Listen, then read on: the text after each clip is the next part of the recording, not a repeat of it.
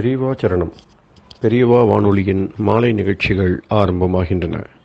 இன்றைய எமது நிகழ்ச்சிகள் நித்திய குரு பாதுகா பூஜா, ஸ்ரீ ரா கணபதி அவர்கள் எழுதிய புத்தகத்தின் ஒளிவடிவம், ஆன்மீக உரை, மகா பெரியவா மகிமை உபன்யாசம். பெரியவா சரணம். பெரியவா சரணம். அடுத்த நிகழ்ச்சி நித்திய குரு பாதுகா பூஜை. शुक्लाम्बरधरम् विष्णुम् शशिवर्णम् चतुर्भुजम् प्रसन्नवदनम् ध्यायेत् सर्वविघ्नोपशान्तये। ममोपात्त समस्त दुरितक्षयद्वारा श्रीपरमेश्वरप्रीत्यर्थम् गुरुप्रसादसिद्ध्यर्थम् गुरुप्रीत्यर्थम् गुरुपादपूजाम् अद्य करिष्ये। गुरुर्ब्रह्मा गुरुर्विष्णुर्गुरुर्देवो महेश्वरः गुरुः साक्षात् परब्रह्म तस्मै श्रीगुरवे नमः। अपारकरुणासिन्धुम् ज्ञानदम् शान्तरूपिणम् श्रीचन्द्रशेखरगुरुम् प्रणमामि मुदान्वहम्। सदाशिवसमारम्भाम् शङ्कराचार्यमध्यमाम् अस्मदाचार्यपर्यन्ताम् वन्दे गुरुपरम्पराम्. எல்லோரும் குருவை பெரிவாளை தியானம் பண்ணிண்டு அர்ச்சனை பண்ணுவோம். அஷ்டோத்திரம். பெரியவா அஷ்டோத்திரம் பல அஷ்டோத்திரங்கள் இருக்கு. அதுல எளிமையா சுலபமா எது இருக்கோ அதை நான் இப்ப சொல்றேன். எல்லோரும் இதை கேட்டுண்டே திருப்பி சொல்ல முடிஞ்சுவா சொல்லி சொல்லி பெரிவாளுக்கு பாதத்துல ஒவ்வொரு புஷ்பத்தை அர்ச்சனை பண்ணலாம். ओम श्री कांची कामकोटि पीठाधीश्वराय नमः। श्रीमत् चंद्रशेखरेन्द्र सरस्वती गुरुभ्यो नमः। संन्यासाश्रम शिखराय नमः। काषाय दंडधारिणे नमः। सर्वपीठापहारिणे नमः। स्वामिनाथ गुरवे नमः। करुणासागराय नमः। जगदाकर्षण शक्तिमते नमः। सर्वचराचर हृदयस्थाय नमः। ओम भक्त परिपालक श्रेष्ठाय नमः। धर्म परिपालकाय नमः। श्री जयेन्द्र सरस्वत्याचार्याय नमः। श्री विजयेन्द्र सरस्वती पूजिताय नमः। शिवशक्ति स्वरूपाय नमः। भक्ताभीष्ट प्रदायकाय नमः। ब्रह्मण्य पोषकाय नमः। ब्रह्म विष्णु शिवैक्य स्वरूपाय नमः। कांची क्षेत्रवासाय नमः। कैलाश शिखरवासाय नमः। स्वधर्म परिपोषकाय नमः। चातुर्वर्ण संरक्षकाय नमः। लोकरक्षण संकल्पाय नमः। ओम ब्रह्मनिष्ठापराय नमः। सर्वपापहराय नमः। धर्मरक्षक संतुष्टाय नमः। भक्तार्पितधन स्वीकर्त्रे नमः। सर्वोपनिषत् सारज्ञाय नमः। सर्वशास्त्रगम्याय नमः। सर्वलोक पितामहाय नमः। भक्ताभीष्ट प्रदायकाय नमः। ब्रह्मण्य पोषकाय नमः। नानाविध पुष्पार्चितपताय नमः। रुद्राक्ष क्रीडधारिणे नमः। भस्मोद्दोलित विग्रहाय नमः। सर्वज्ञाय नमः। सर्वचराचर व्यापकाय नमः। अनेक शिष्य परिपालकाय नमः। मनश्चाञ्चल्य निवर्तकाय नमः। अभयहस्ताय नमः। भयापहाय नमः। यज्ञपुरुषाय नमः। यज्ञानुष्ठान रुचिप्रदाय नमः। यज्ञसम्पन्नाय नमः। यज्ञसहायकाय नमः। यज्ञफलदाय नमः।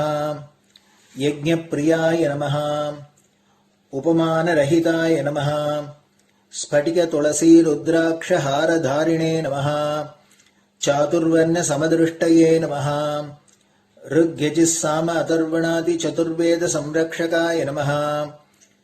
दक्षिणामूर्तिस्वरूपाय नमः जाग्रत् स्वप्न सुषुप्ति अवस्थातीताय नमः कोटिसूर्यतुल्य तेजोमय शरीराय नमः साधुसंग संरक्षकाय नमः अश्वगज गोपूजा निर्वर्तकाय नमः गुरुपादुक पूजा तुरंतराय नमः कनकाभिषिक्ताय नमः स्वर्ण बिल्वदल पूजिताय नमः सर्वजीव मोक्षदाय नमः मूकवाक्तान निपुणाय नमः नेत्र दीक्षादानाय नमः द्वादशलिंग स्थापकाय नमः गान रसप्रियाय नमः ब्रह्मज्ञानोपदेशकाय नमः सकलकलासिद्धिताय नमः चातुर्वण्य पूजिताय नमः अनेकभाषा संभाषण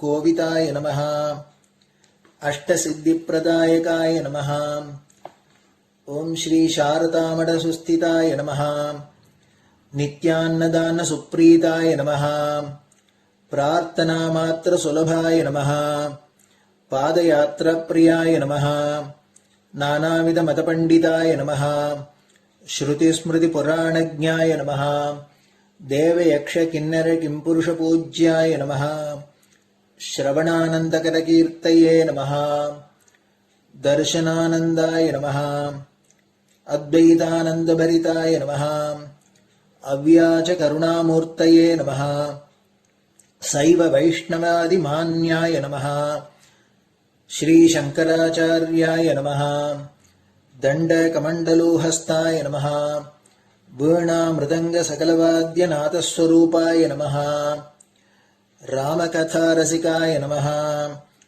वेद वेदांग आगमादि सकलकला सतस्प्रवर्तकाय नमः हृदय गुहाशयाय नमः शतरुद्रीय वर्णितस्वरूपाय नमः केदारेश्वरनाथाय नमः अविद्यानाशकाय नमः निष्कामकर्मोपदेशकाय नमः लघुभक्तिमार्गोपदेशकाय नमः लिंगस्वरूपाय नमः सालग्रामसूक्ष्मस्वरूपाय नमः कालड्यां शङ्करकीर्तिस्तम्भनिर्माणकर्त्रे नमः जितेन्द्रियाय नमः शरणागतवत्सलाय नमः श्रीशैलशिखरवासाय नमः डमरुकनादविनोदाय नमः वृषभारूढाय नमः दुर्मदनाशकाय नमः आभिचारिकदोषहर्त्रे नमः मिताहाराय नमः मृत्युविमोचकशक्त्याय नमः श्रीचक्रार्चनतत्पराय नमः दासानुग्रहकारकाय नमः अनुराधानक्षत्रजाताय नमः सर्वलोकख्यातशीलाय नमः वेंकटेश्वरचरणपद्मषट्पदाय नमः श्री महात्रिपुरसुंदरी समेत श्री चंद्रमौलीश्वर पूजाप्रियाय नमः श्रीमच्चंद्रशेखरेन्द्र सरस्वती सद्गुरु परब्रह्मणे नमः गुरुभ्यो नमः परमगुरुभ्यो नमः परमेष्टिगुरुभ्यो नमः परात्परगुरुभ्यो नमः गुरुपरम्पराभ्यां नमः गुरुपादुकाभ्यां नमो नमः.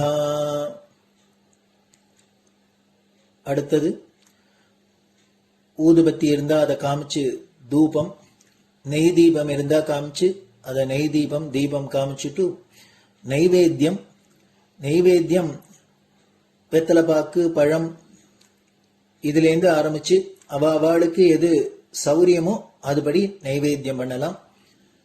அதுக்கு அடுத்தது கற்பூர ஹாரத்தி பண்ணி எல்லோரும் பிரதட்சிண நமஸ்காரம் பண்ணி பெரியவாள்கிட்ட பிரார்த்தனை பண்ணிண்டு எல்லோரும் க்ஷேமமா இருக்கணும், லோகம் பரம மங்களமா சௌக்கியமா இருக்கணும், எல்லோரும் வியாதி வெக்க இல்லாத ஆயுராரோக்கிய ஐஸ்வர்யத்தோட சாந்தம் அமைதியோட ஞான வைராக்கியத்தோட எல்லோரும் நல்லவர்களாயிருந்து நன்மையை அடையணும்னு பிரார்த்தனை பண்ணி இந்த பூஜையை தினம் செய்யலாம். குரு பிரம்மா குருர் விஷ்ணுர் குருர் தேவோ மகேஸ்வரः குரு சாட்சாத் பரபிரம்ம தஸ்மை ஸ்ரீ குரவே நமஹ. அபார கருணா சிந்தும் ஞானதம் சாந்தரூபிணம் ஸ்ரீ சந்திரசேகர குரும் பிரணமாமி முதான்வகம். சதாசிவசமாரம்பாம் சங்கராச்சாரிய மத்யமாம் அஸ்மதாச்சாரிய பர்யந்தாம் வந்தே குரு பரம்பராம். குரு பாத பூஜை நிறைவடைஞ்சது. பெரியவா சரணம். பெரியவா சரணம். பெரியவா வானொலியில் நேயர்கள் அடுத்து கேட்க இருப்பது ஸ்ரீ ரா கணபதி அவர்கள் எழுதிய புத்தகத்தின் ஒளி வடிவம். அளிப்பவர் ஸ்ரீமதி உமா சங்கர் அவர்கள். தேனினும் இனிய சொல்லான் தீச்சுடர் மேனி கொண்டான் ஊனுயிர்க்குயிரதான ஒன்றினைக் கலந்து நின்றான் ஏனினிக் கவலை நெஞ்சே இன்றுனக் அருள் செய்தான் இஞ்ஞானவான் காமகோட்டி நாதனை நம்புவோமே. ஜெய ஜெய சங்கர, ஹர ஹர சங்கர. மகா பெரியவாளின் உபன்யாசங்களை ரா கணபதி அண்ணா தெய்வத்தின் குரல் என்ற பெயரில் 7 பாகங்களாக தொகுத்து அளித்ததின் 3ஆம் பாகத்தின் அடுத்த பகுதி காந்தர்வ வேதம் நாத மகிமை. பரமேஸ்வரனையே தான் சங்கீதத்துக்கு மூலமாக சொல்லி இருக்கிறது. மௌன தட்சிணாமூர்த்தி மாதிரியே வீணாதர தட்சிணாமூர்த்தி என்று உண்டு. விக்கிரகங்களில் பார்த்திருக்கலாம். நாத தனும் அனிஷம் சங்கரம், நாத தனும் அனிஷம் சங்கரம் என்று தியாகராஜ சுவாமிகள் செய்திருக்கிற கிருதியில் பரமேஸ்வரனுக்கு நாதமே சரீரம் என்கிறார். தனு என்றால் சரீரம். இதிலே ஈஸ்வரனின் சத்யோஜாத்தம் முதலான 5 முகங்களிலிருந்தே சப்தஸ்வரங்களும் வந்திருக்கின்றன என்று சரணத்தில் சொல்லி இருக்கிறார். சத்யோஜாதாதி பஞ்சவக்ரஜ சரிகம பதனி வரசப்தஸ்வர. 5 முகத்திலிருந்து 7 ஸ்வரம் என்றால் எப்படி என்று புரியாமல் இருந்தது. வாசுதேவாச்சார், காரைக்குடி சாம்பசிவையர், மகாராஜபுரம் விஸ்வநாத ஐயர், செம்மங்குடி ஸ்ரீனிவாச ஐயர் முதலிய இத்தனை பேரையும் விசாரித்து பார்த்தேன். முதலில் அவர்களுக்கும் புரியாமல் தான் இருந்தது. அப்புறம் சங்கீத சாஸ்திரங்களை புரட்டி பார்த்ததில் ஷட்ஜமும் பஞ்சமமும் சவும் பவும் பிரகிருதி ஸ்வரங்கள் என்பதாக ஈஸ்வரனைப் போலவே ஸ்வயம்புவாக இருப்பவை என்றும், விக்ருதி என்ற செயற்கை ஸ்வரங்களான மற்ற 5மே பரமேஸ்வரின் 5 முகங்களில் ஒவ்வொன்றிலிருந்து ஒவ்வொன்றாக தோன்றின என்றும் அர்த்தம் துவனிக்கும்படி பிரமாணங்கள் அகப்பட்டன. விக்ருதிகளான ரி க ம த நீகளில் ஒவ்வொரு ஸ்வரத்திலும் 2 தினுசு இருக்க, பிரகிருத்தியான ச பாவில் ஒவ்வொன்றேதான் இருக்கிறது. ஷட்ஜம், ரிஷபம், காந்தாரம், மத்தியமம், பஞ்சமம், தைவதம், நிஷாதம் என்பனவற்றின் முதல் எழுத்துக்களை வைத்தே சரி கம பதனி என்பது 7 ஜந்துக்கள் இயற்கையாக போடும் சத்தத்தை வைத்தே இந்த 7 ஸ்வரங்கள் ஏற்பட்டிருக்கின்றன. ஷட்ஜம் என்பது மயிலின் நாதம். இந்த சாவுக்கு அடுத்த ரீயாக வருவது ரிஷபத்தின் கர்ஜனை. க ஆடு போடும் சத்தம், ம கிரௌஞ்ச பட்சியின் கூவல், ப குயிலின் ஒலி, த குதிரை கனைப்பு, நீ யானையின் பிளிரல்.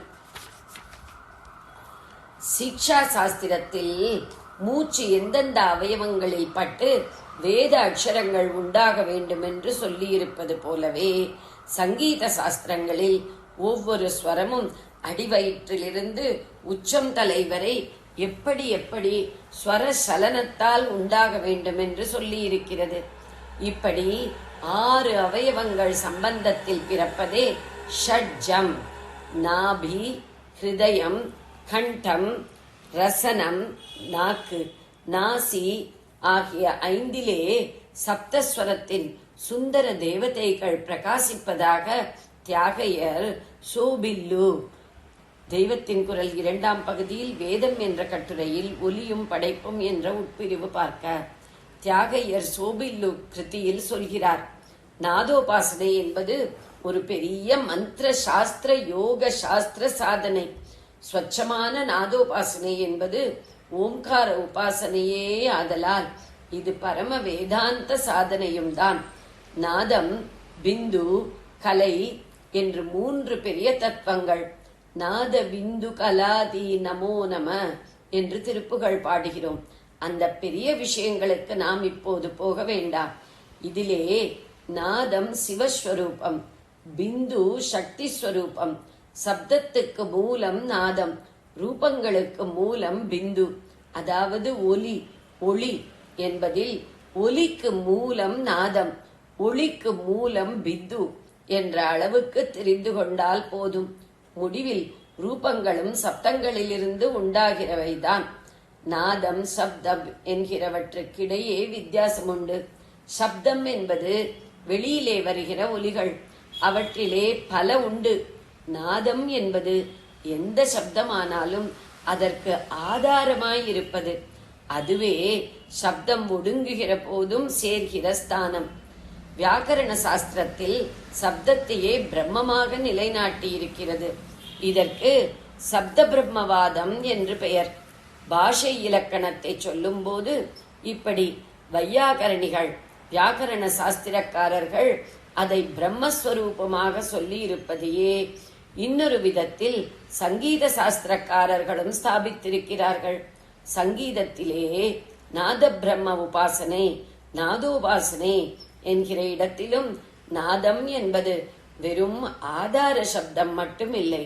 பாடுகிறவன் ஒரு ஸ்வரஸ்தானத்தை ஸ்ருதியோடு சுத்தமாக தீர்க்கமாக பிடித்து அது பூர்ணமாக ஓங்கி முடிந்து விழுந்து லயிக்கிற இடத்தில் அது ஸ்ருதியோடு கவ்வி அத்வைத்தமாக கரைந்து நிறைந்து போகிறதே, அதைத்தான் நாதம் என்பது. இந்த இடத்திலே பாடுகிறவனும் அதோடு கரைந்து நிறைந்து விடுவான். அவன் மட்டுமில்லை, கேட்கிற சஹிருதயர்களானவர்களும் அப்படியே சொக்கி தன்னை மறந்து அந்த நாதத்தில் ஐக்கியமாயிருப்பார்கள். இதிலே பெறுகிற ஆனந்தம்தான் ஆத்மானந்தம், பிரம்மானந்தம் என்று மதசாஸ்திரங்களின் உச்ச லட்சியமாய் சொல்லி இருப்பது. நாதம் பிரம்மத்துக்கு கொண்டு போகிறது, சப்தம் நாதத்துக்கு கொண்டு போகிறது என்றால் இதில் ஒன்றின் தன்மை இன்னொன்றுக்கு இல்லாவிட்டால் எப்படி முடியும்? அதனால்தான் சப்தமே பிரம்மம் என்று சொல்வதாக சாஸ்திரம் ஏற்பட்டிருக்கிறது. சப்த பிரம்மவாதத்தில் சப்தம் நித்தியமானது, பூர்ணமானது என்று 2 லட்சணங்கள் சொல்லி இருக்கிறது. டைம் என்கிற காலத்துக்கு கட்டுப்படாமல் இருப்பதுதான் நித்தியம். ஸ்பேஸ் என்னும் இடக்கட்டுப்பாடு இல்லாமல் எங்கும் பரவி இருப்பதுதான் பூர்ணம். இப்படி எக்காலத்திலும் எவ்விடத்திலுமாக நிறைந்து இருப்பது சப்தம் என்று நம் பூர்வீகர்கள் சொன்னதை இப்போதுதான் சயின்ஸ் நிரூபித்து காட்டியிருக்கிறது. 10,000 மைலுக்கு அந்தண்டை பாடுவதை இங்கே நாம் ரேடியோவில் கேட்கிறோம் என்பதால் சப்தம் ஸ்பேஸில் எங்கும் வியாபகமாயிருப்பது ப்ரூவ் ஆகிறது. இதோ இப்போது நான் பேசுவதை ஒருத்தர் டேப் ரெக்கார்ட் பண்ணுகிறார், கிராமபோன் என்று ரெக்கார்ட் பண்ணுகிறார்கள். எத்தனையோ வருஷத்துக்கு அப்புறம் இந்த ரெக்கார்டுகளை போட்டாலும் சப்தங்கள் மாறாமலே ஒலித்துக் கொண்டிருக்கிறது. என்ன ப்ரூவ் ஆகிறது? சப்தம் காலத்தால் நசிக்காமல் நித்தியமாய் இருக்கிறது என்று நிரூபணமாய் விடுகிறதோ இல்லையோ? பூர்வீகர்களின் அதீந்திரிய சக்தியும் போய் நவீன சயின்ஸும் வராத காலத்திலே சப்தம் நித்தியமானது, பூர்ணமானது என்றால் இதென்ன பேத்தல்? நாம் எழுப்புகிற ஒலி இதோடு தீர்ந்து போனதுதான். இதெப்படி நித்தியம்? மிஞ்சினால் அது 100-200 கஜம் போகட்டும், பெரிய இடி இடித்தால் கூட 4-5 மைலுக்கு மேல் ஓசை போகிறதில்லை. இதை பூர்ணம் என்றால் எப்படி என்றுதான் தோன்றியிருக்கும். இப்போது சயின்ஸ் வந்து நம் சாஸ்திர அபிப்பிராயத்தை காப்பாற்றி கொடுக்கிறது.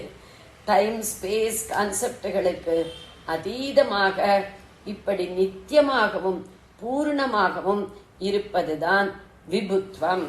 ஜெய ஜெய சங்கர, ஹர ஹர சங்கர. பெரியவா சரணம். இந்நிகழ்ச்சியின் அடுத்த பகுதி நாளை மாலை இதே நேரத்தில் ஒளிபரப்பாகும். பெரியவா சரணம். பெரியவா சரணம். பெரியவா வானொலியில் நேயர்கள் அடுத்து கேட்க இருப்பது திரு கவிக்கண்ணன் அவர்களின் ஆன்மீக உரை. பெரியவாச்சரணம். ராம் ராம். ஸ்ரீ குருப்யோ நம. ஜெய ஜெய சங்கர ஹர ஹர சங்கர. பெரியவா வானொலி நேயர்கள் அனைவருக்கும், மகா பெரியவாவுடைய பக்தர்கள் அனைவருக்கும் அடியேன் கவிக்கண்ணனின் அன்பு கலந்த நல்வாழ்த்துக்கள். அதுல ஒரு ஆழ்வார் கொள்ளையடிச்சிருக்கார். அந்த ஆழ்வாருக்கு திருமங்கை ஆழ்வார், திருமங்கை மன்னன்னே சொல்வார். அந்த மன்னன் ரொம்ப பக்திமான் தான்.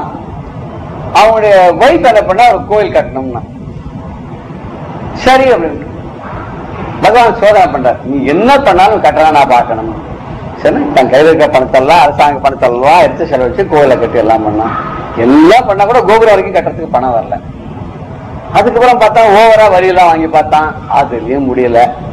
பக்கத்து நாடுகள்லாம் படையெடுத்து பார்த்தான், அதுலயும் ஒண்ணு சரியா வரல. வேற வழி எல்லாம் திருடுறதுன்னு ஆரம்பிச்சு அங்கங்க கொள்ளையடிக்க வேண்டியது. அந்த கொள்ளையடிச்ச இதெல்லாம் வச்சுட்டு அந்த கோயில் நிர்மாணத்தை பண்ண நல்லதுதான் பண்ணான். நல்லது பண்ணினா அப்படின்னு சொன்னாலும் தப்பு தானே இல்லையா? அப்போ எல்லாம் போயிட்டு வழியே இல்லை, இன்னும் கொஞ்சம் பணம் இருந்தா தான் கோபுர கலசம் வரைக்கும் வர முடியுன்ற போது சாமி அப்பதான் சோதனை பண்ணிருக்கா. என்ன பண்றாராம், ஒரு கல்யாண கோலத்துல மகாலட்சுமியோட விஷ்ணு வராராம். மரத்தாளத்தோட வந்திருக்கான். அங்கிருந்து பார்த்தான், தள்ளி இருந்து. அதான் ரொம்ப பெரிய கோஷ்டியா வருது இன்னைக்கு.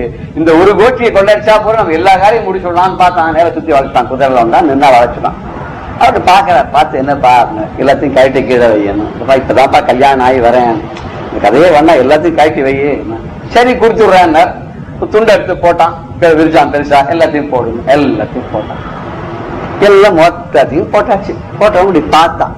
பார்த்த உடனே அம்பாளுடைய காலில் மெட்டி இருந்தது. அது இருக்கட்டும், வேண்டாம்ட்டான். கழுத்து திருமாங்கல் இருந்தது, அதுவும் வேண்டாம்ட்டான். நான் இவ்வளவு கீழ்த்தரமாலாம் நடந்துக்க மாட்டேன். ஒரு பொண்ணு கழுத்தை தாலி கட்டிருக்கு, அதெல்லாம் நான் எடுக்க விரும்புறேன். ஆமா, உன் கழுத்தை எல்லாம் போட்டியா? சரி, கையில எல்லாம் போட்டு, அது காலில் ஏதோ இருக்கே என்னதுன்னா, அந்த காலத்து ஆம்பளைகள் பீலின்னு ஒண்ணு போட்டுப்பாலாம் சின்னதா. அந்த பீலி தங்கத்துல போட்டு இருக்காரு. நான் பார்த்தேன், உனக்கு என்ன அவளே எல்லாத்தையும் காட்டி கொடுத்தா நீ கொடுங்க சொன்னா, ரொம்ப சின்னதா இருக்குப்பா, அடுத்து காலில் போட்டிருக்கா, என்னால அதை கழட்ட முடியாது, குனிய கனிய முடியாது, நீ ஏன் கழட்டி எடுத்துக்குவாங்க. ஏன்னா அவனுக்கு அவருடைய பாத ஸ்பர்சம் அவன் காலடியில் விழணும், அந்த சரணாகதி பண்ணணும் அவனுக்கு. அதுக்காக இப்படி ஒரு சூழ்ச்சியை பண்றாரு அவர் பெருமாள். காலில் விழுந்தான், விழுந்து அந்த கழட்டுறான், கழட்ட வரல, பல்லால கடிச்சான்.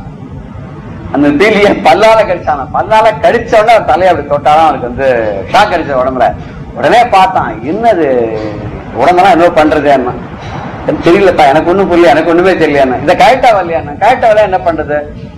இல்ல நான் வெட்டினா ரத்தம் வரும், அதெல்லாம் பண்ணல, இது ஒண்ணோட எதிர்த்து போட்டா சரி. மிச்சம் எல்லாம் மூட்டையில கட்டியாச்சு, எல்லாத்தையும் கட்டி மூட்டையை தூக்குனா தூக்க வரல.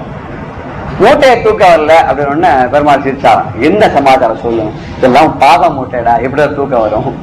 தூக்க வராது. அப்பதான் கேட்டான், என்ன நீ யாரு, என்ன மாயாதி என்னன்னு. அப்பதான் தன்னுடைய சுரூபத்தை காமிச்சு, இப்படி கொள்ளடிச்சா கோவில் கட்டணும் நான் உன்னை கேட்டானா, எதுக்கு இந்த மாதிரி பண்ண, உனக்கு எல்லாத்தையும் இழந்ததெல்லாம் திருப்பி கொடுத்தா நீ கோவிலை நிர்மாணம் பண்ணி பழையபடிதான். அப்புறம் அவனுக்கு ஆழ்வாரா பேர் நிறைய பாடியிருக்காரு, பல கஷேத்திரங்களுக்கு போய் பாட திருமங்கை ஆழ்வார். இதே மாதிரி ஒருத்தர் தப்பு பண்ணிருக்காரு.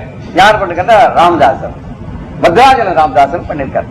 அவரும் என்ன பண்ணார் அப்படின்னு கேட்டாருனாக்க, இவ அப்பாவுடைய பதவி இவருக்கு கொடுத்தார் அந்த சுல்தான், வரி வசூல் பண்றது. இவர் வரி எல்லாம் வசூல் பண்ணார். திடீர்னு ஒரு தோணுது, நம்ம ஊரை சின்ன ராமர் கோயில் அப்பா வச்சிருந்ததுக்கே, அதுக்கு இப்போ ஸ்ரீராமன் உச்சலாம் கோயில் ரொம்ப மோசமான நிலை இருக்கு. சரி, அதுக்கு கொஞ்சம் பணத்தை செலவு பண்ணலாம். அது கொஞ்சம் தான் ஆரம்பிச்சா இழுத்துன்னு படுத்து கையில இருக்க காசெல்லாம் போயிட்டு எல்லாம் பகவானுடைய திருவிளையாடல் வரும்போது இதனால மக்களுக்கு ஒரு தெரிவிக்கணும்னு நினைக்கிறா இல்லையோ, அத்தனை பணமும் செலவழிஞ்சு போயிட்டு ராஜா ஆள் அனுப்பிட்டான். இந்த மாச கலெக்ஷன்லாம் எங்கேன்னு எல்லாம் ஆச்சு. பங்குனி மாசம் போலியோ எல்லா கலெக்ஷனும், அந்த குவார்டரோட கலெக்ஷன் முழுக்க இவர் செலவழிச்சாச்சு. அது போய் ராஜா இவர் எல்லாத்தையும் கோயில் கட்டிவிட்டார். பிடிச்சன் வாடான்ட்டான். யாரா இருந்தான் அவனுக்கு என்ன பிடிச்சுன்னு போட்டான். 12 வருஷம் காராகிரக வாசம், உள்ள தினம் சவுக்கடி கதறார். அவர் இந்த மாதிரி கதர்லாம் நமக்கு அத்தனை பாட்டுகள் கிடைச்சிருக்காதுங்கிற. பத்ராஜன ராமதாசுடைய பாடல்கள்னா ரொம்ப அற்புதமான பாடல்கள் அப்படின்னு சொல்லுவாங்க. அது உருக்கமா பாடினா ரொம்ப அருமையா இருக்கும். அதெல்லாம் கதறார். வரல, ராமன் வரல, உனக்காதான்டா கோவில் கட்டினேன், இந்த பணத்தை நான் ஏதாவது குந்தமொழி எடுத்து நான் குழந்தைகளை கொடுத்தேனா, என் பொண்டாட்டிக்கு நகை வாங்கி கொடுத்தானா, ஏதாவது பண்ண அத்தனையும் உனக்கு தானே பண்ணேங்க. சீத்தையை பார்த்து கேட்கலாம், ஏன் சொல்ல உங்க ஆத்துக்காட்ட சொல்லக்கூடாது, என்ன காப்பாத்து சொல்லு. நன்னு புரோகு மணி செப்பவே சீதம்ம தல்லி, நன்னு புரோகு மணி செப்பவே, என்ன காப்பாத்துன்னு சொல்லுங்கிறார். சொல்ற, நீ ஏன் சொல்ற? சொல்ல மாட்டேன், ஏன்னா அவனோட சேர்ந்து இருக்க நீ சொல்லவே மாட்டேன். ஆனா ஒண்ணு கேட்கிறேன், இதெல்லாம் யாரு கொடுத்தேன்? உனக்கு தானே கொடுத்தேன். இத்தனை நகை போட்டு இத்தனை பட்டெல்லாம் கட்டி எல்லாம் பண்ணி இதெல்லாம் யார் வாங்கி கொடுத்தா உனக்கு? உங்க அப்பா வாங்கி கொடுத்தாரா, உங்க மாமனார் வாங்கி கொடுத்தாரா? இல்ல நான் தானே வாங்கி கொடுத்தேன். இத்தனையும் என்கிட்ட வாங்கிட்டு நன்றி கட்டுத்தனமா இருக்கேன்னு ஒரு பாட்டுல பாடுறாராம். இப்படி கதறி அழறாரு. அப்ப கூட வரல. கடைசியில ஒரு நாள் சீதாதேவிய சொல்றா ராமன்ட்ட, நமக்கா எல்லாம் பண்ணிட்டு இவ்வளவு கட்டப்படுறானே, இவனுக்கு தான் காப்பாற்றப்படாதன்னு. அப்போ அவர் ஒரு கதை சொல்றாராம். எப்படின்னா, முன்னுத ஜென்மால 2 பேருக்கு ஏதோ ஒரு ஒட்டு உறவு இருக்க போடுறது. அந்த சுல்தானா இருக்கிற ஒரு பிராமணனா இருந்திருக்கான். இந்த ராமருக்கு நிறைய அபிஷேகாதிகள் எல்லாம் பண்ணிருக்கான்.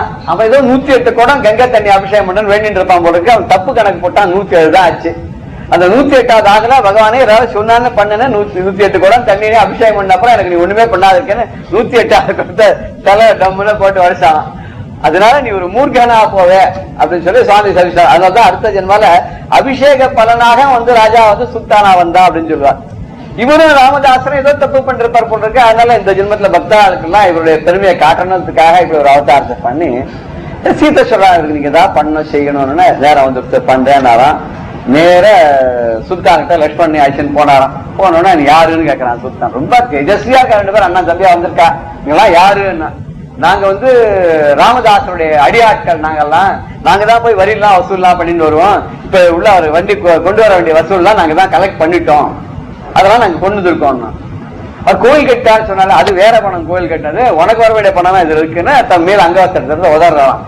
அப்படியே தங்க காசா கொட்டிக்கிறக்கான் போய் பொறுக்கிறான். அவனோட போய் ஒரு காசா போய் பொறுக்கின்னு வரானா.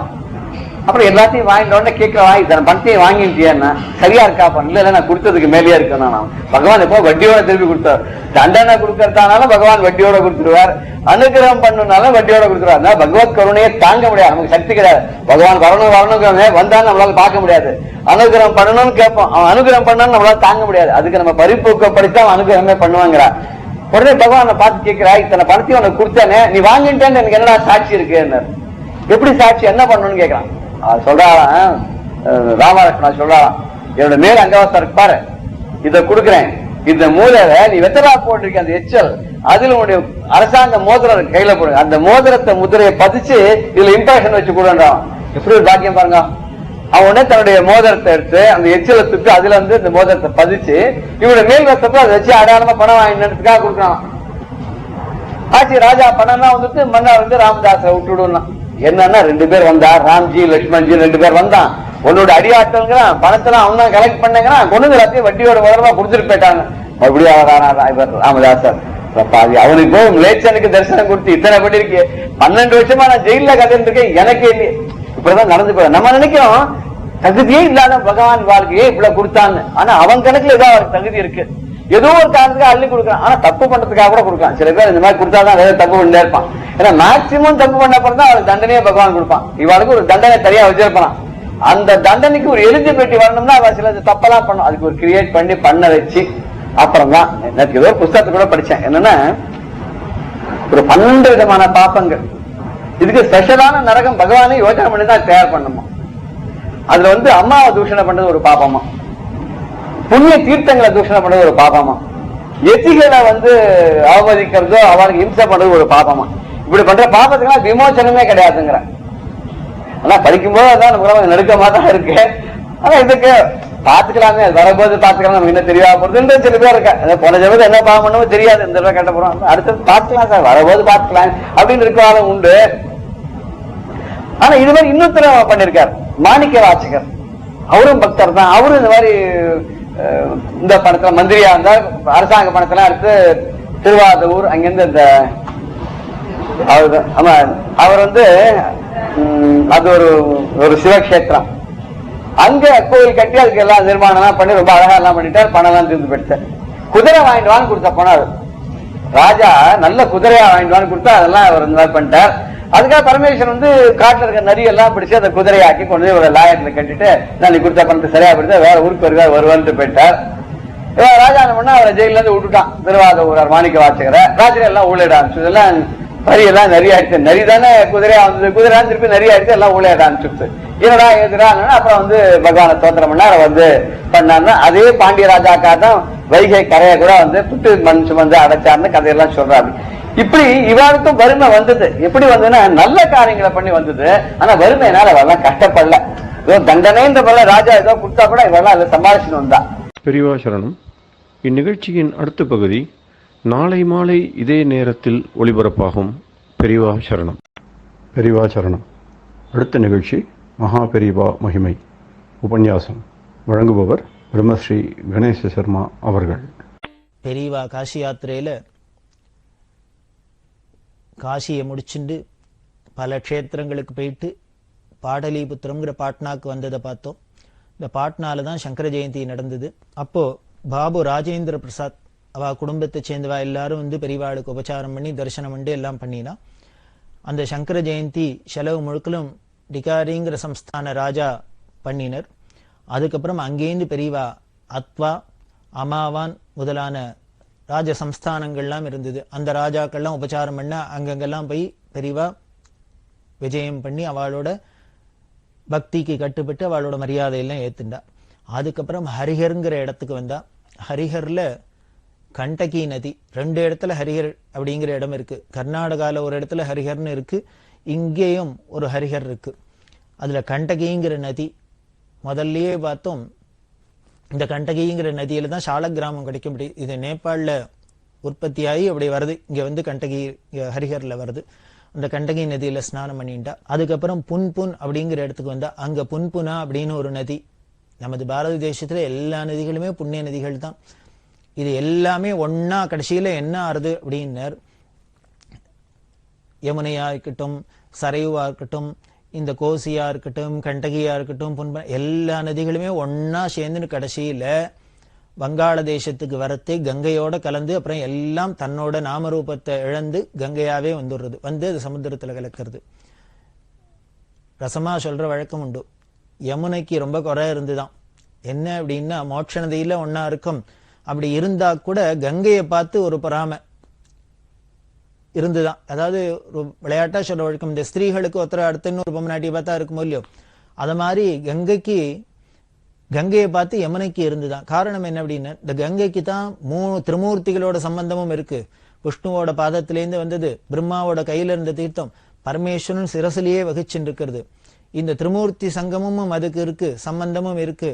நமக்கு அப்படி இல்லையே, வெறும் விஷ்ணு சம்பந்தம் மட்டும்தானே இருக்கு. ஏன்னா கிருஷ்ணாவதாரத்துல முழுக்க முழுக்க இந்த யமுனையில தானே அத்தனை பண்ணினதும் அப்படின்னு அது குறையா இருந்ததுதான். அதனால என்ன பண்ணினாளான்னு அலகாபாத்ல வந்து பிரயாகையில வந்து இந்த கங்கையோட கலந்து தன்னோட நாமரூபத்தையும் அழிச்சுண்டு அந்த சிவசம்பந்தம் ஏற்பட்டாதான், அந்த திருமூர்த்தி சம்பந்தம் இருந்தாதான் நமக்கு பெருமை அப்படின்னு தன்னோட யமுனைங்கிற தன்னோட பேரு உருவத்தையே அழிச்சுன்னு கங்கையாவே மாறிவிட்டா அப்படின்னு சொல்ற வழக்கம். அதே மாதிரிதான் சரையுக்கும் அப்படி இருந்தது அப்படின்னு சொல்லுவா. இந்த சரையு பார்த்தீங்கன்னா ராமரோட சம்பந்தப்பட்டது. அதுக்கு வெறும் ராமர் சம்பந்தம் மட்டும்தானே இருக்கு, திருமூர்த்தி சம்பந்தம் வேணும்னு அது ஆசைப்பட்டு இங்க வந்துடுத்தான். இந்த பாட்னாக்கு முன்னால் தான் சரையும் இந்த கங்கையோடையே கலந்துடுறது. இப்படி எல்லா நதிகளுமே இந்த கங்கையோட சம்பந்தப்பட்டு தங்களோட நாமரூபத்தை கரைச்சிண்டு அந்த கங்கைங்கிற பெயரோடையே இருக்கிறதுக்கு காரணம், அந்த கங்கைன்னா அவ்வளவு புனிதம், அவ்வளவு பவித்திரம். அதனாலதான் அப்படி இந்த புன்புனா நதி அதெல்லாம் அதுல ஸ்நானம் பண்ணிட்டா. அப்புறம் பெரியவா 1935 மே மாசம் கயாங்கிற இடத்துக்கு வந்தா. கயாங்கிறது பீகார்ல உள்ள பெரிய க்ஷேத்திரம். இந்த கயாங்கிறது ஒரு அசுரனோட பேர், கயாசுரன் அப்படின்னு பேரு. இந்த கயாசுரன்கிற அசுரன் என்ன பண்ணான், தபஸ் பண்ணி வரம் வாங்கிட்டான் ஈஸ்வரன்ட்ட. உலகத்திலேயே பவித்திரமானதா என்னோட உடம்பு இருக்கணும், என்னோட தேகம் இருக்கணும் அப்படின்னு. எதுக்காக அப்படி வாங்கினான்னா, உலகத்திலேயே பவித்திரமான ஒரு இடம்னா அதை யாரும் அழிக்க மாட்டா, அதை பாதுகாக்கிறதுக்கு தான் ஆசைப்படுவாளே வழிய அதை யாரும் அழிக்க மாட்டா. எந்த அஸ்திர சஸ்திரத்தினாலும் ஒரு இடைஞ்சலும் வராது, அதுக்கு முடிவு வராது, ஆபத்து வராதுங்கிறதுனால, அதாவது நான் சாகாத இருக்கணும் அப்படின்னு கேட்டாக்க அது முடியாதுன்னு ஏதாவது சொல்ல போறாருன்னு இப்படி ஒரு இன்டைரக்டா ஒரு வரம் வாங்கிட்டார், அவரும் கொடுத்துட்டார். ஆனா இந்த அசுராளோட குணம் என்ன அப்படின்னா, அவளுக்கு காரியம் ஆற வரைக்கும் தான் ரொம்ப பவ்யமா இருப்பா.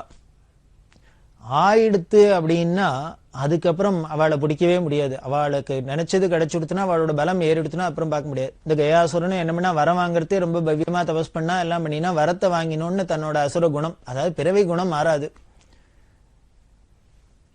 துஷ்டத்தனம் எல்லாம் பண்ண ஆரம்பிச்சுட்டான். ஆனா அவனையோ எந்த அஸ்திரத்தினாலேயோ சஸ்திரத்தினாலேயோ கொல்ல முடியல, ஒன்னும் அழிக்க முடியாது. அப்படி ஆயிடுத்து. என்ன பண்றதுன்னு தெரியல எல்லாருக்கும். உடனே எல்லாரும் பிரம்மா உரிச்சு பிரார்த்தனை பண்ண, பிரம்மா நேர விஷ்ணுகிட்ட போனார்.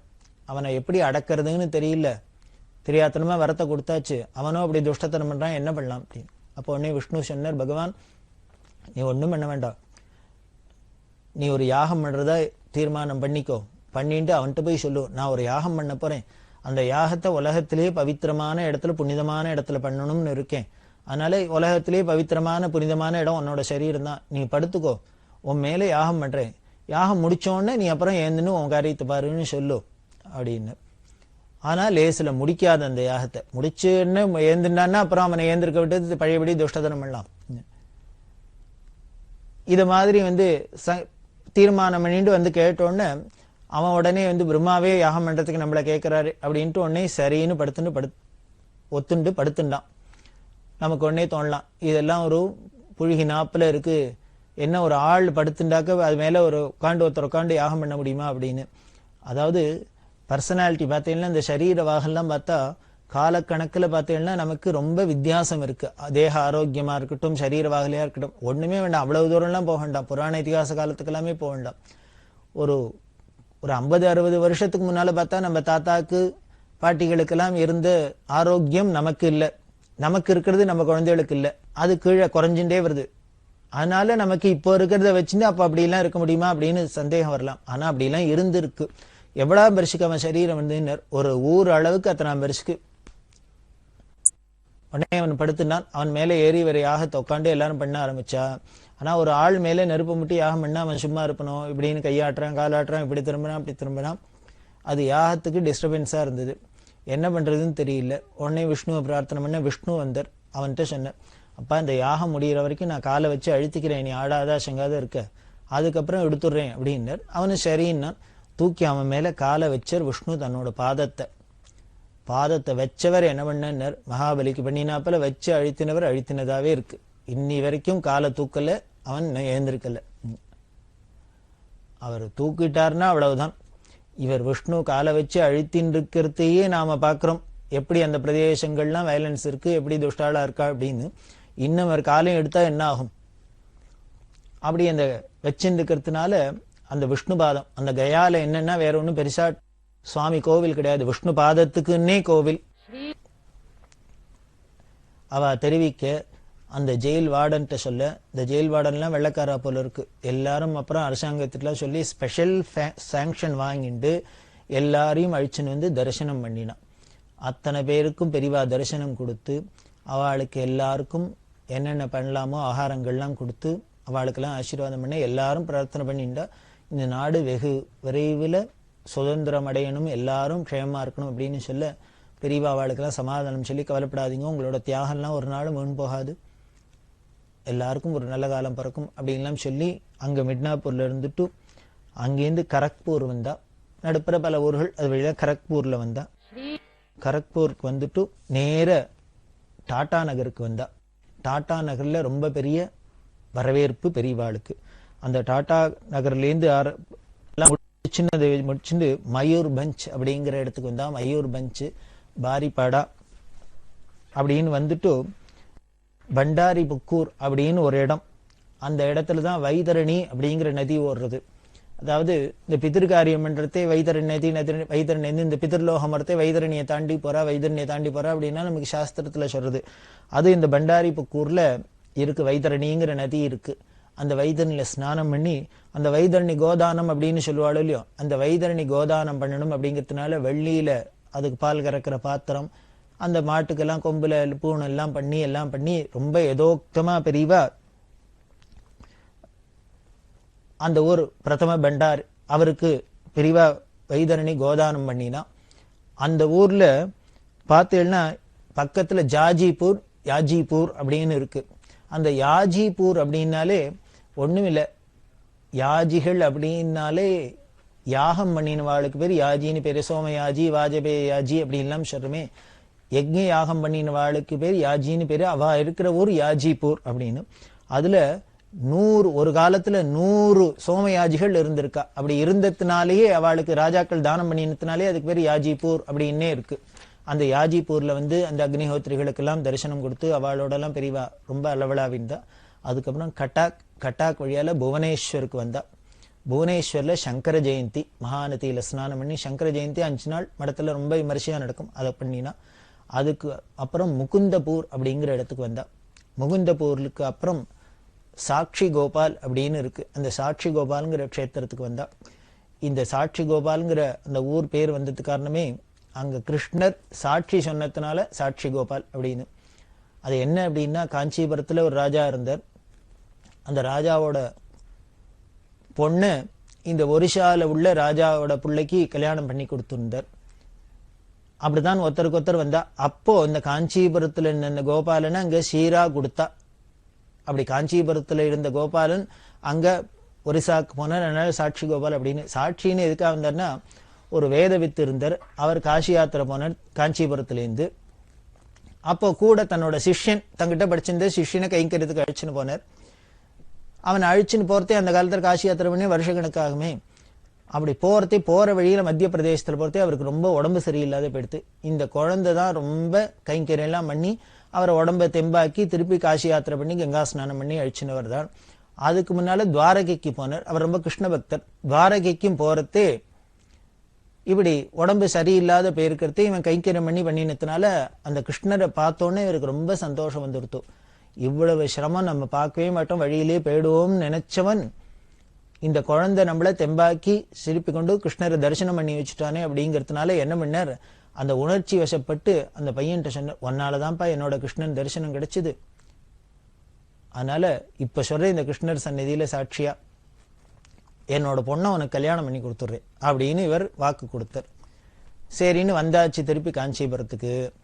இவ யாத்திரை முடிச்சுன்னு வந்தோடனே இந்த ஊருக்கு வந்தோடனே இப்போ அங்க கிருஷ்ணர் சன்னதியில கொடுத்தது மறந்து போகல அவருக்கு. இப்போ அப்ப ஏதோ உணர்ச்சி வசத்துல சொல்லிட்டார். இங்க வந்தோடனே ஸ்டேட்டஸ் எல்லாம் பார்க்க ஆரம்பிச்சிட்டார். நம்ம பொண்ணை போய் இவனுக்கு கொடுக்கறதாவது அப்படின்னு.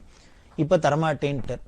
அந்த பையன் கேட்டான், நீங்க அங்கதானே கிருஷ்ண சாட்சியா சொன்னேள் தரேன்னு, இப்ப தரமாட்டேன்னு சொன்னா நீங்களே வாக்கு தவறலாமா அப்படின்லாம் சொல்ல அவர் மாட்டேன்லாம் சொன்னா அவர் சொன்ன, நான் சொன்னேன்னா அதெல்லாம் அந்த கிருஷ்ணர் வந்து சாட்சி சொல்லட்டும்ட்டார். உடனே ராஜாட்ட கேஸ் போச்சு. கேஸ் போனாக்க கிருஷ்ணர் வந்து சொல்லட்டும், கிருஷ்ணர் சாட்சி சொன்னாங்கிற அவர் வந்து சொன்னா நான் கொடுக்குறேன் அப்படின்னு விட்டார். உடனே இந்த பையன் என்ன பண்ணா, நேர திருப்பி போயிட்டான். போய் வடதேசத்துல போய் அந்த கிருஷ்ணர்கிட்ட பிரார்த்தனை பண்ண, எனக்கு அந்த பொண்ணு வேணுங்கிறதுக்காக இல்ல, என்னோட குருநாதர் சத்தியசந்தர் அவர் என்னமோ தெரியல அஜ்ஞானத்துல இப்போ இங்க வாக்க கொடுத்துட்டு உன் சன்னதியில வாக்க கொடுத்துட்டு இவர் மாட்டேன்னு மாத்தி பேசுற. அதனால அவருக்கு தோஷம் வந்துடப்படாது, அவர் சத்தியத்திலேருந்து மீறப்படாது, அதனால அவருக்கு ஒரு தண்டனை வந்துடப்படாது, உன்னோட கோபத்துக்கு ஆளாயிடப்படாது, அதனால நீ வந்து ராஜசபையில சாட்சி சொல்லணும் அப்படின்னு சொல்ல கிருஷ்ணர் சொன்ன, நான் உன்னோட வரேன், ஆனா நீ திரும்பி பார்த்தாக்கா அங்க நின்னுடுவேன். பகவத் பாதாளுக்கு சாரதே சொன்னாப்பில போல இருக்கு, எங்க திரும்பி பார்க்கறே அங்க நின்னுடுவேன் அப்படின்னார். அதனால இந்த பையனும் நேர கண்ண முடிந்து பேசாத வரான். சுவாமி வர்றது பின்னால அவனுக்கு சத்தம் கேட்கறது. இந்த காஞ்சிபுரம் எல்லை வந்தான். எல்லை வந்தோன்னு அந்த கியூரியாசிட்டி என்னன்னா, இத்தனை நாள் நடந்து வந்திருக்கான் இல்லையா, பகவானை கூட அழிச்சுன்னு வந்திருக்கான். அழிச்சுன்னு வந்தோடனே அப்பா அழிச்சுன்னு வந்துட்டோம், அவர் வந்து சாட்சி சொல்ல போறார், எல்லாம் நல்லபடியா நடக்க போறது அப்படிங்கிற சந்தோஷத்துல திரும்பி பார்த்தா அங்கேயே நின்னுட்டார்.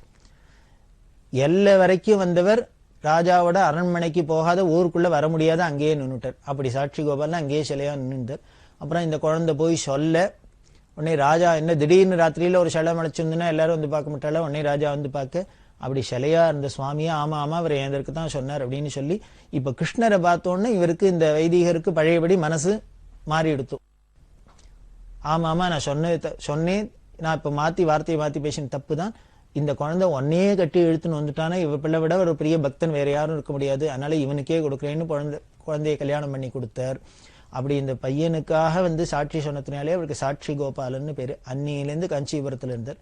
அதுக்கப்புறம் தான் இந்த ஒரிசால இருக்கிற ராஜா தன்னோட பிள்ளைக்கு இந்த காஞ்சிபுரத்து ராஜாவோட பொண்ணை கல்யாணம் பண்ணிக்க, அவர் கிருஷ்ண பக்தனா இருந்ததுனால இந்த ராஜா கேட்டார், எனக்கு ஒரு சீரும் கொடுக்க வேண்டாம், இந்த கிருஷ்ணரை மட்டும் கொடு அப்படின்னு.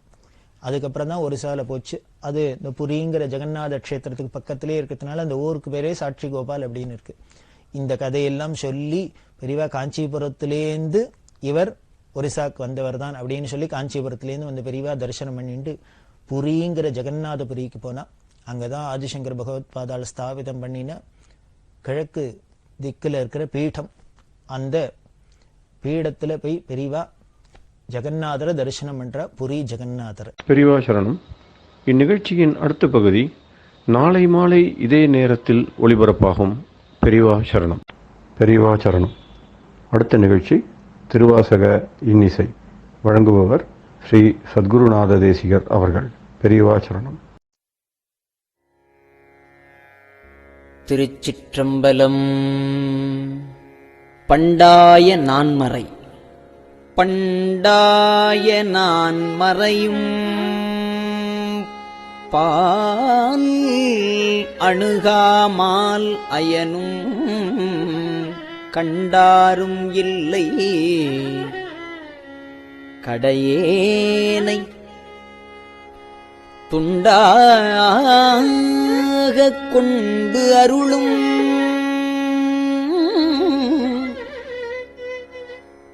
கோகழியம் கோமார்க்கு நெஞ்சமே உண்டாமோ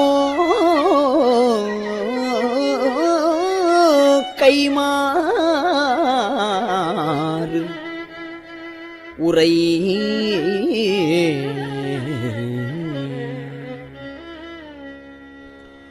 உள்ள மலமூன்றும் மாய உகு பெருந்தேன் வெள்ளம் தரும் பரியின் மேல் வந்த வள்ளல்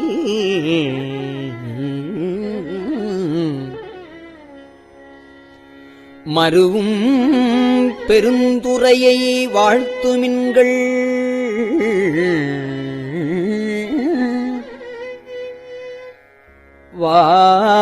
வாழ்த்த கருவும் கெடும் பிறவிக்காடு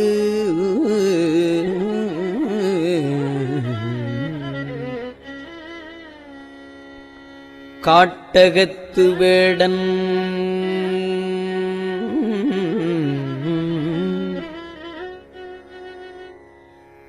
கடலில் வலைவாணன் நாட்டில் பரிபாகன் நம் வினையை வீட்டி அருளும் பெருந்துறையான்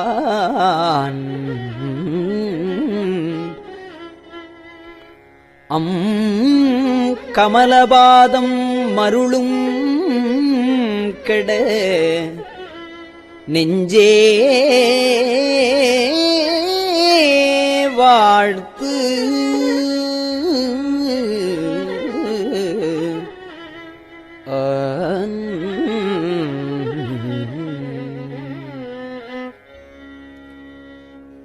வாழ்ந்தார்கள் ஆவாரும் வல்வினையை மாய்ப்பாரும்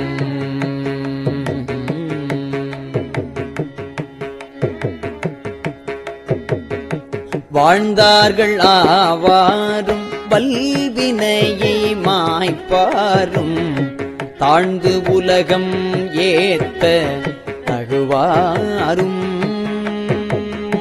தாழ்ந்துலகம் ஏத்த தகுவாரும் சூழ்ந்து அமரர் சென்று இறைஞ்சி ஏற்கும் திருவார் பெரும் துறையை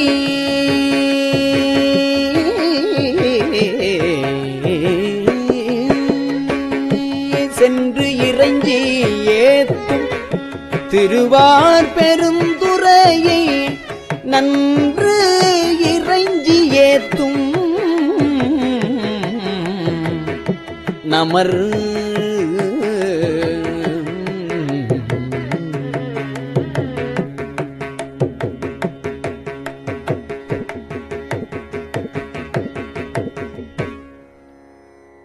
நன்னி பெருந்துறையை நம் இடர்கள் போயகல எண்ணி எழு கோகழிக்கு அரசை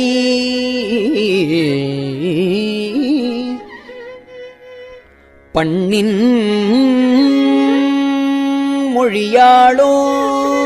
மொழியாளோடு உத்தரகோசமங்கை மன்னி கழியாதிருந்தவனைக் காண்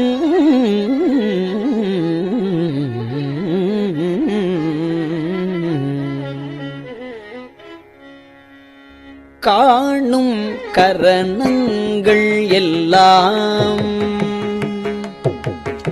காணும் கரணங்கள் எல்லாம் பேரின்பம் என பேணும் அடியார் பிறப்பு அகல காணும் கரணங்கள் எல்லாம் பேரின்பம் என பேணும் அடியார் பிறப்பு அகல காணும் பெரியானை நெஞ்சே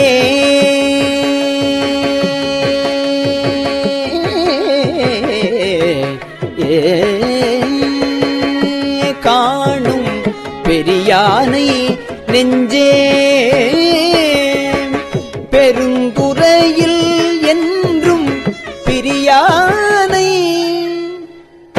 வாயார பேசு பேசும் பொருளுக்கு இலக்கிதமாம் பேச்சிறந்த மாசின் மணியின் மணி வார்த்தை பேசி பெருந்துரையே என்று பெருந்துரையே என்று பிறப்பறுத்தேன் நல்ல மருந்தில் அடியன் மனத்தே வைத்து மருந்தில் அடி என் மனத்தே வைத்து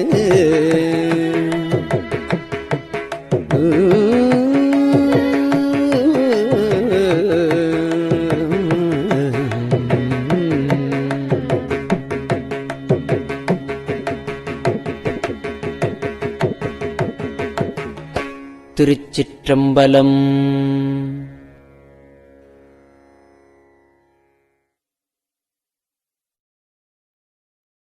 பெரியவா சரணம். இந்நிகழ்ச்சியின் அடுத்த பகுதி நாளை மாலை இதே நேரத்தில் ஒளிபரப்பாகும். பெரியவா சரணம். பெரியவா சரணம். பெரியவா வானொலியின் இன்றைய நிகழ்ச்சிகளின் நிறைவாக திருப்பொன்னூசல் வழங்குபவர் சத்குருநாத தேசிகர் அவர்கள். பெரியவா சரணம். திருச்சிற்றம்பலம். திரு பொன்னூசல். நஞ்சமர் கண்டத்தன் அண்டத்தவர் நாதன்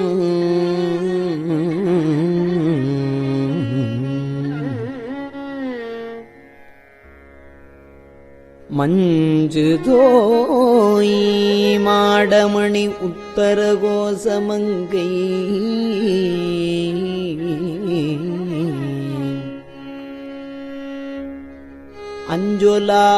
அஞ்சொலாள் தன்னொடும் கூடி அடியவர்கள் நெஞ்சுளே நின்று அமுதம் ஊறி கருணை செய்து துஞ்சல் பிறப்பறுப்பான் தூய புகழ் பாடி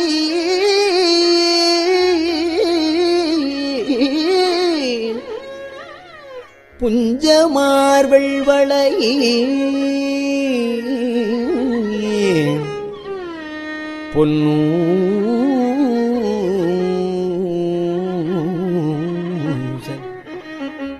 பொன்னூசல் ஆடாமோ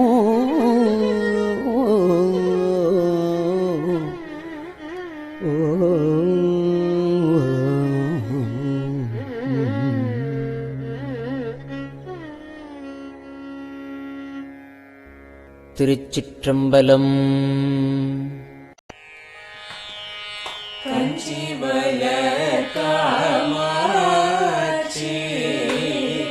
தங்குழந்தாள் சங்கரே கஞ்சி வளர காமாட்சி தன் குழந்தாய் சங்கரரே குரு சந்திரசேகரரே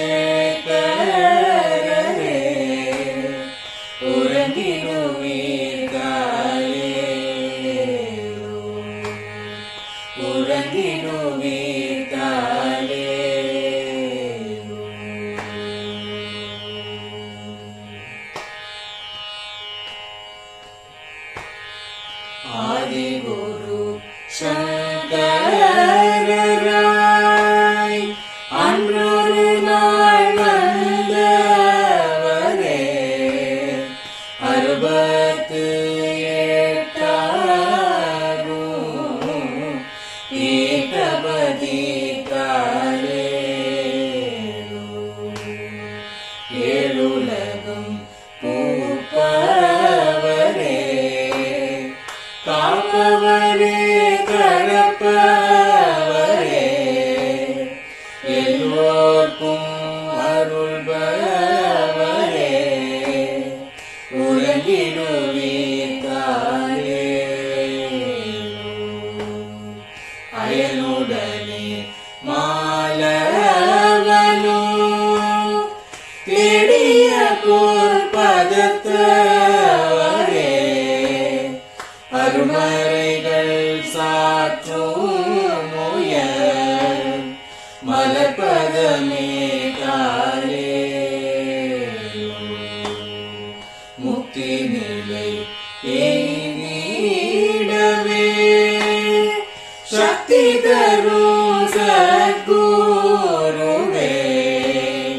முக்தி நிலை எய்திடவே சக்தி தரும் சத்குருவே நித்தமெங்கள் நாவீசையில் நித்திரை கொள்தாயே நித்தமெங்கள் நாவீசையில் நித்திரை கொள்தாயே நித்தமெங்கள் நாவீசையில் நித்திரை கொள்தாயே